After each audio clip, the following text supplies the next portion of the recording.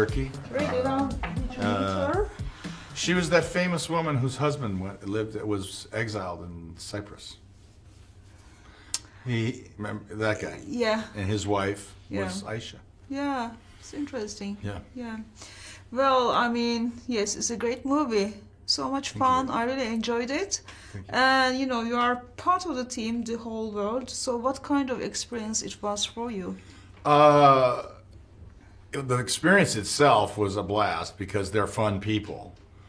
But it was always kind of something that in the back of all of our heads was always, we got to make this really good. There was a confidence in the room that we could make this really sing, and the audience would have just as much fun as they did experiencing it for the first time, and maybe even get further along down the road, and it could be an experience that was even more enjoyable.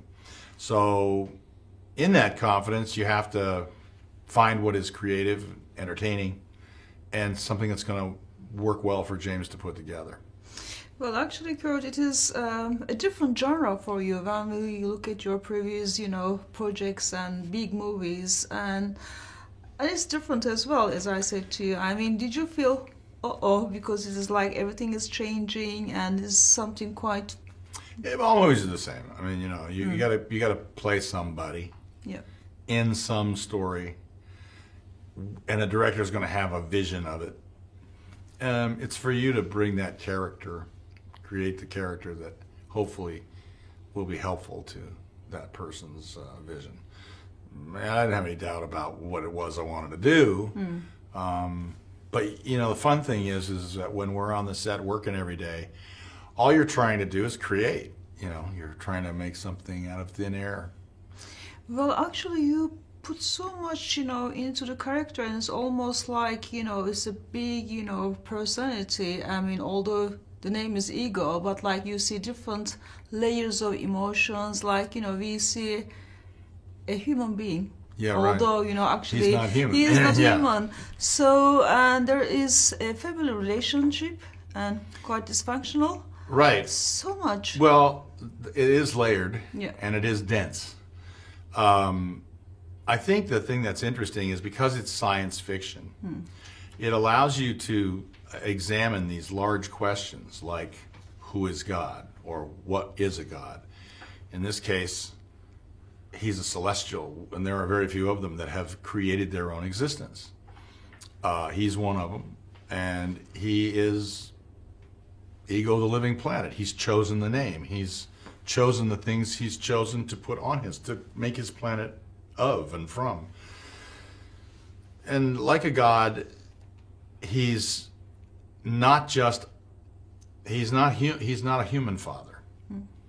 So a human father is one that I think we all accept any child at some point questioning their authority. When children are very young, we have to, as parents, you don't walk a fine line, you walk a simple line, which is you can question that authority, but you're going to learn to wear diapers because it's going to be a good thing for you to do in society. Yeah. And on and on and on and on and on. Until they finally start to question you. And that's nature, that's natural. But when it comes to gods, or in our world, the different factions of religions that refer to God, those gods aren't questioned.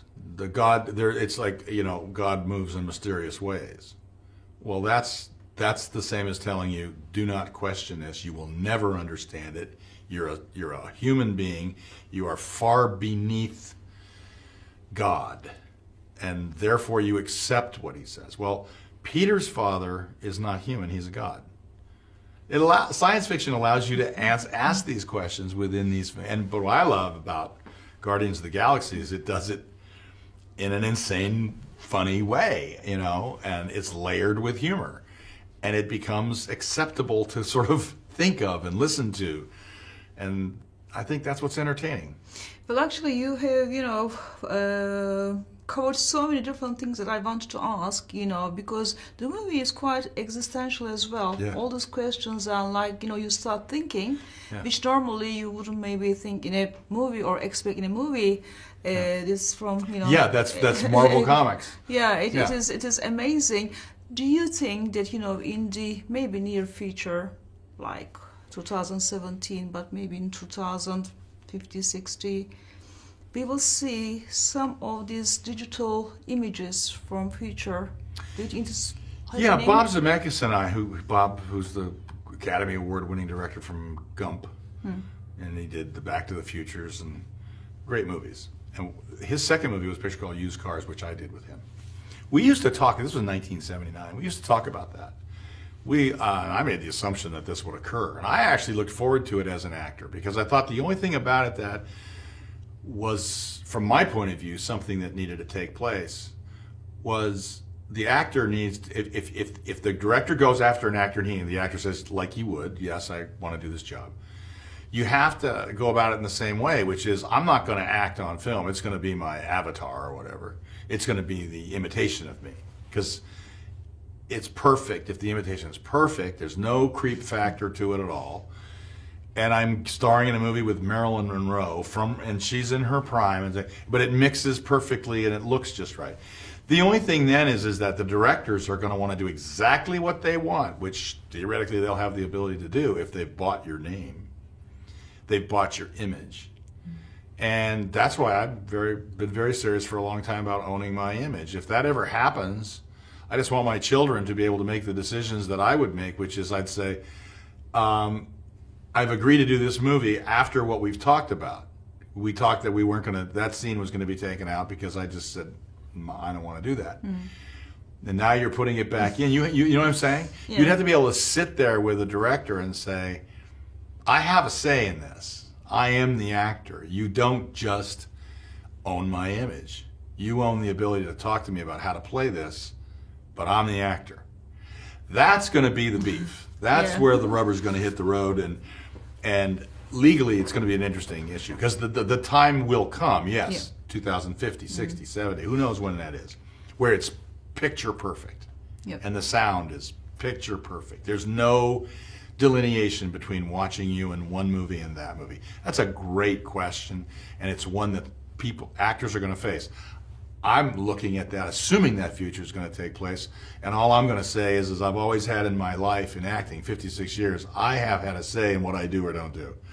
Then nobody going to own my image except my kids, and they're going to say in the room what I would do or didn't do. So I probably won't get a lot of work in the future. Wow, that was amazing. Other actors, I'm sure, will allow themselves to be used in any way. I'm not that guy. Wow, that was amazing answer. Well, actually, I'm just like wondering. I'm sure there's so many. Sorry. Yeah.